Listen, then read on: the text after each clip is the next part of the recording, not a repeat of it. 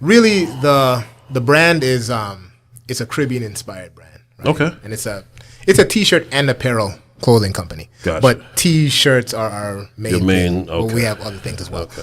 So because it's a Caribbean brand and it even has a little bit of African influences in there as well, Mm-hmm. I wanted to name it with something that was like common amongst So rice that and group. a takeoff of rice and peas. Yeah, Is so it? so rice and peas, because at first I was gonna call it teas and rice, Okay. right? Because some people call it peas and rice, right? Okay, right. But I thought rice and teas was catchier. Right. But the rice, that's a commonality between us, because whether you have in Africa jollof rice, Right.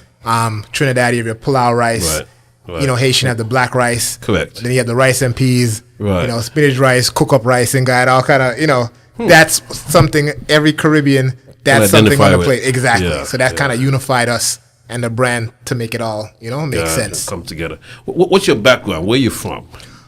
Originally Spanish Town, Jamaica. Jamaica. Okay. Right? Spain Town. Bang, bang, Spain bang, Town. bang. Yeah, I've driven to Spain Town a couple of times. That's not a place. No offense. That's not a place I want to be around. It was all right. I mean, it wasn't too bad, right? You went? Right.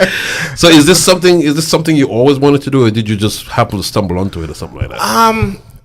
I guess I've always had the entrepreneurship bug. Gotcha. Right? I think everybody, you know, Caribbean, you know, American, whatever, I think we're hard workers and we Yeah. always have, you Yeah. know, side hustles and so forth. Absolutely. Right? So originally I was born in Jamaica. I was born in Spanish Town. Good. I grew up in Canada Okay. mainly. Then I came to the US like in the late 90s. Okay. Right? And I've been here since. I've like my background training is actually in healthcare. Right? That's what I went to school for. I went to HBCU and you know I've been doing that formally. However, since my college days, I've been doing entrepreneurship. Okay. You know, I had like a restaurant on campus. I actually had apparel that I was selling on campus. You know what they say about West Indians? We have 10 jobs. Right? Yes, almost shop, yeah. Yeah. So it's just something that, you know, it was second nature. Right. And then I actually had another brand before. It was same idea, but a different market. It was more in the athletic health space, Gotcha. so to speak. Yeah. And then So I just- what make your brand any different? Because there's so many brands out there now. You know, back in the day there was one or two, but there's so many now. What makes yours stand out from the rest?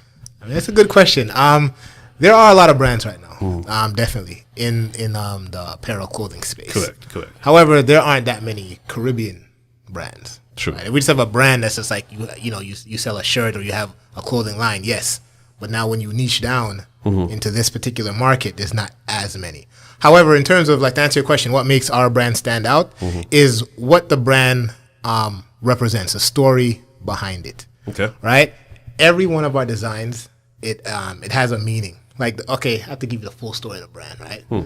So I broke the brand up into different collections, Okay. right? And everything is, again, tied into our culture, our language, our colloquialisms, our humor, our music, Right. all those things are mixed in, right?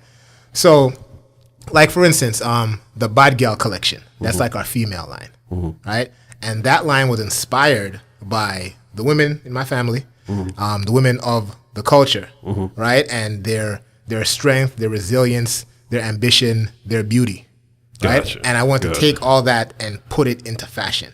Most of the time you'll see a line, it'll just be something. There's no story or history True. or context behind it. True. So that's probably the main difference between my line and anyone else's.